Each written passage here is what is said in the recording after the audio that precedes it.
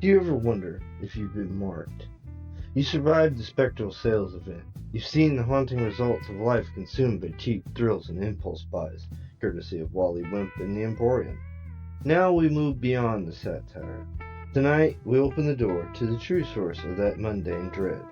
This is the launchpad for a brand new series, Steel Shadows, Visions of Richard Matheson. Across 10 episodes, we will analyze how Matheson's iconic tales, from robot boxers and steel to the road rage paranoia of Duel, directly mirrored the shadows in his own life. We'll explore the real-life trauma of a World War II veteran, the painful losses that informed his domestic horror, and the Hollywood frustrations that fueled his sharpest satire. The fear we confront tonight is more fundamental. It's the realization that you are merely expected to conform, expected to vanish into the relentless pattern of the ordinary. Prepare to venture into the mind of a master, prepare to see the world as Matheson did, where the uncanny twist is never far from the mundane truth. The curtain is up. The shadows are gathering. SL Tonight, Anthology, begins.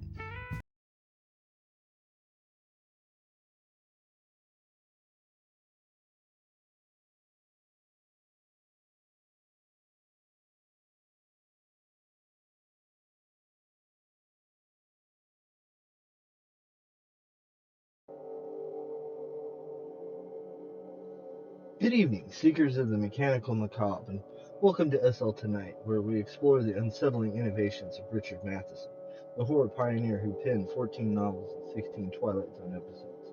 I'm Felix Lebeski, your host for Steel Shadows, Visions of Richard Matheson, a series celebrating the man whose stories lampoon his career. World War II machines inspiring tech terrors, family losses fueling emotional twists. In the 1950s, Matheson was in California scripting for Alfred Hitchcock Presents, inspired by his infant daughter's doll collection clashing with his war memories of dehumanization. The doll that does everything grew from that unease, a tale of robot doll turning family life sinister, reflecting his aim to blend sci-fi with domestic dread. Published in 1954 in the magazine of fantasy and science fiction, it captured his skill at turning innocence into horror, drawn from post-war fears of automation replacing human bonds. Behind the scenes, Matheson collaborated with Twilight Zone producers, but this story stayed in pulps, reflecting his frustration with Hollywood's limits on personal themes like fatherhood. It's a window into what drew him into tech horror, the fear that machines could mimic and destroy family, a theme that hit home in his own life. Let's unwind this clockwork nightmare. Here's the doll that does everything. The poet screamed, "Devil spawn, scrabbling lizard, mechanical kangaroo!"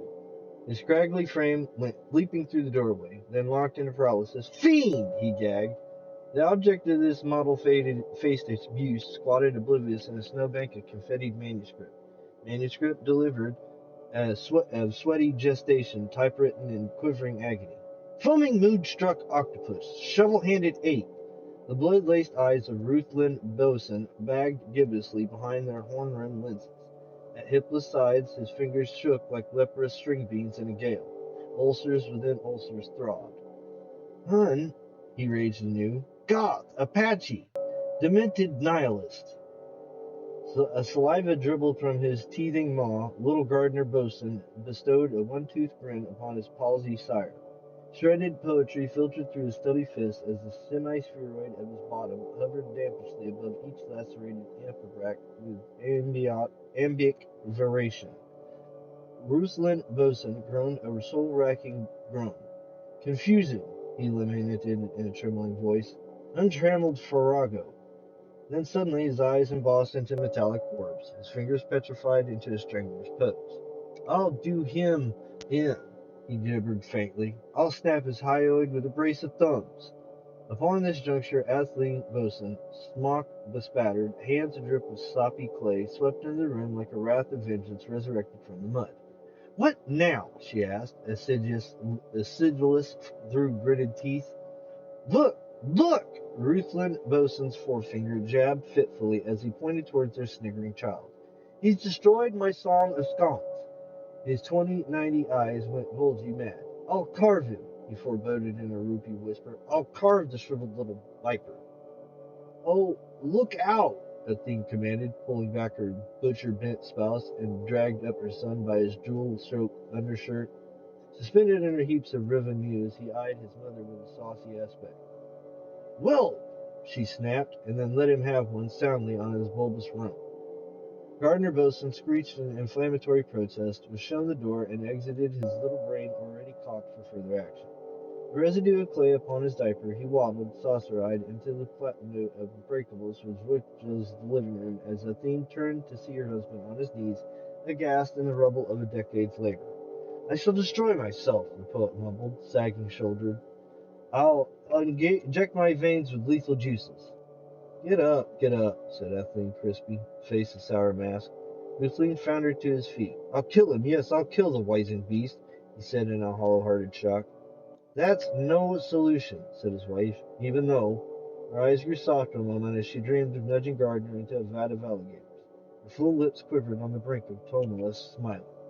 Then her green eyes flinted. "That's no solution," she repeated, "and it's time we solved this goddamn thing." Ruthland stared with dumbstruck eyes upon the ruins of his composition. "I'll kill him," he divulged to the scattered fragments.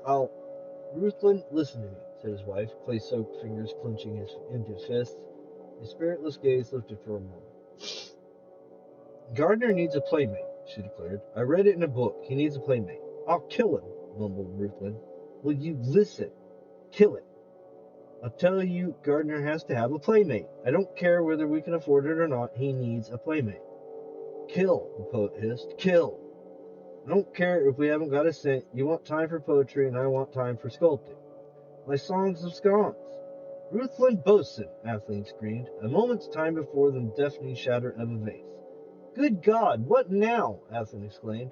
They found him dangling from the mantelpiece, caterwauling for succor and immediate change of diaper. "The doll that does everything!" Athene stood before the plate-glass windows, lips pursed into deep deliberation. In her mind, a vivid balance seesawed, grave necessity on one side, sterile income on the other. In plastic contemplation ridged her brow. They had no money, that was patent. Nursery school was out, a governess impossible, and yet there had to be an answer. There had to be. Athene braced herself and strode into the shop. The man looked up, a kindly smile dimpling his apple cheeks, welcoming his customer. "That doll," Athene inquired, "does it really do the things your placard says it does?" "That doll is quite without comparison the nonpareil of toycraft. It walks, it talks, it eats and drinks, dispenses body waste, snores while it sleeps, dances a jig, rides a seesaw, and sings the choruses of 7 childhood favorites." He caught his breath. "To name a few," he said. "It sings Molly Andrews.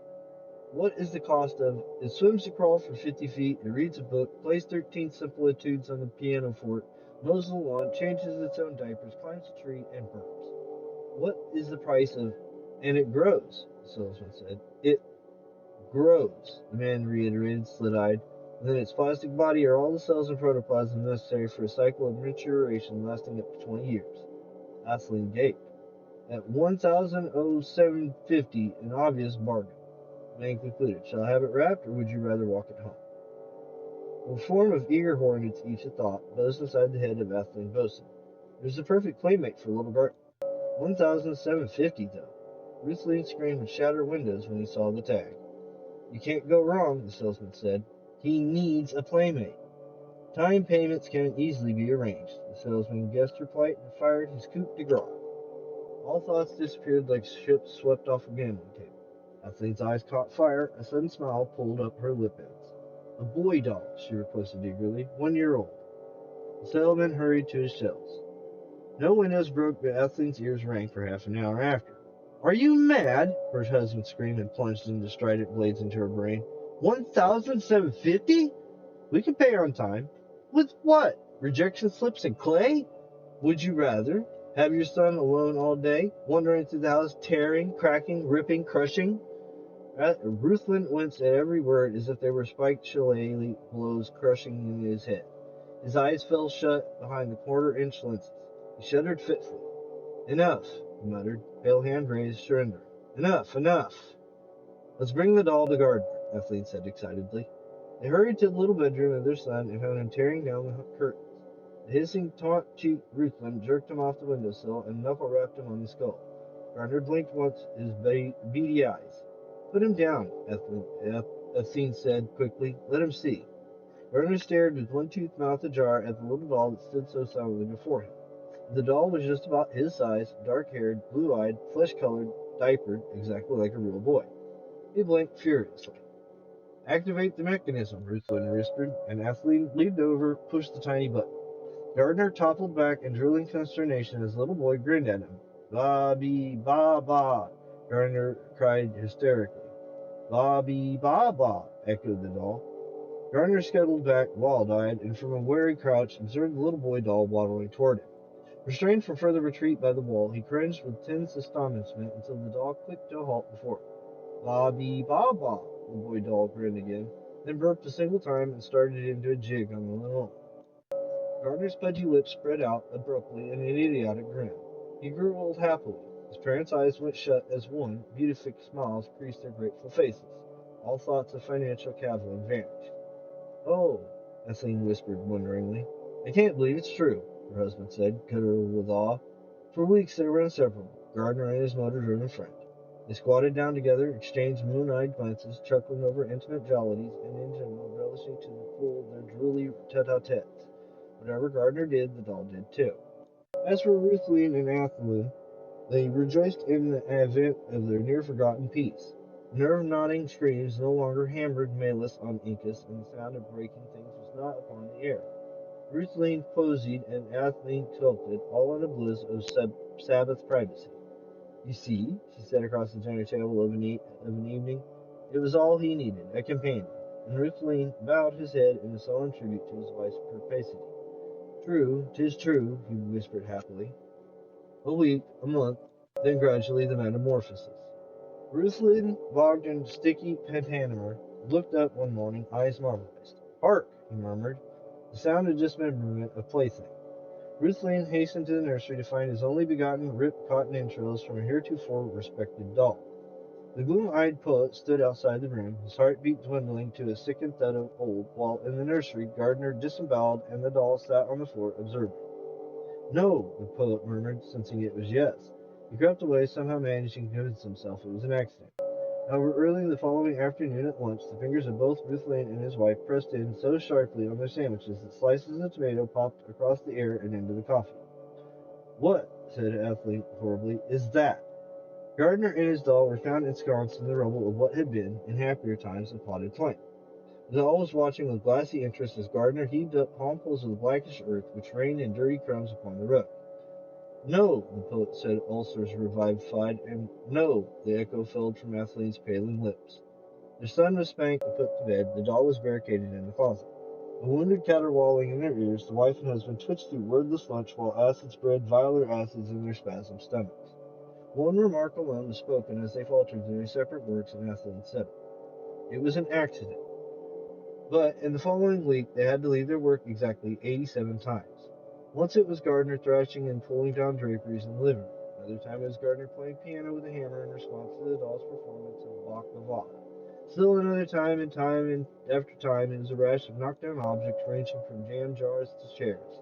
In all, 30 breakables broke, the cat disappeared, and the floor showed through the carpet where Gardner had been active with scissors.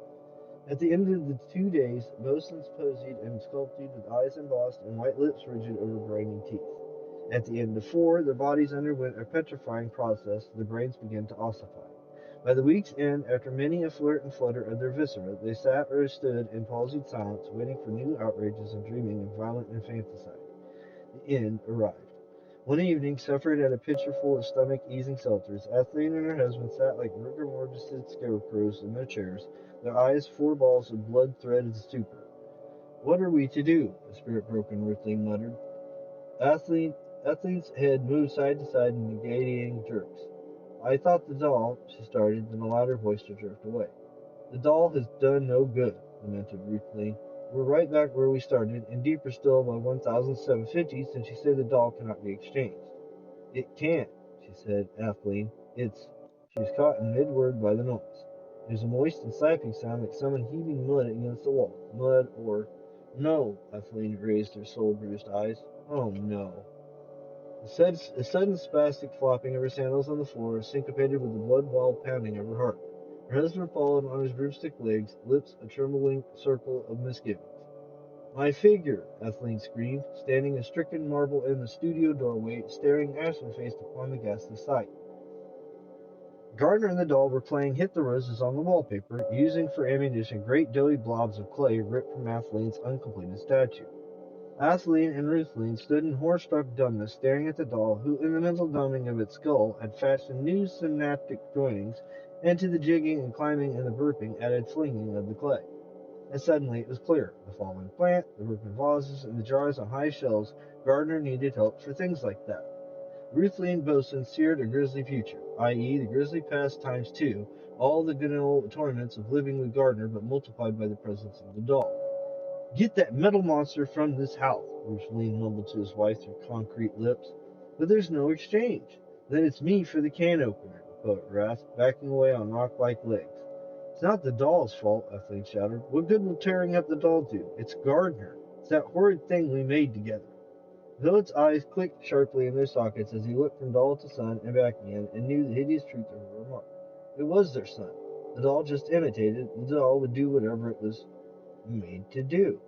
Which was precisely to the second when the idea came, and with it peace unto the Bosun household. From the next day forth, their gardener, once more alone, was a model of deportment. The house became a sanctuary for blessed creation.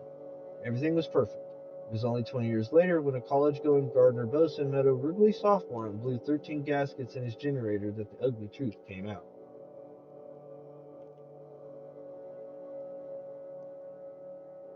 And that was The Doll That Does Everything, a story that echoes Richard Matheson's fears of technology invading the home. At 28, Matheson was in California balancing family with pulp writing, inspired by his daughter's dolls that sparked thoughts of replacement after losing his brother in childhood. A lampoons his career, war's mechanized death extended to domestic life, his pulp roots evolving into critiques of automation. Writing this in 1954, he drew from 1950 sci-fi gadgets and his father's immigrant struggles, aiming to show how machines mock human bonds. Behind the scenes, Matheson submitted to magazines like F and SF, reflecting his frustration with Hollywood's delays and personal tales. It's a window into what drew him to horror, the fear that innovation could replace the irreplaceable, a theme that deepened with his son's leukemia death in 1969. Richard Matheson, the visionary behind The Doll That Does Everything, turned a toy into a terror of control. This story asks, can machines fill our lives or do they empty us? Join us next time for Steel Shadows, Visions of Richard Matheson on Essel Tonight as we keep unearthing his enigmas. Good night.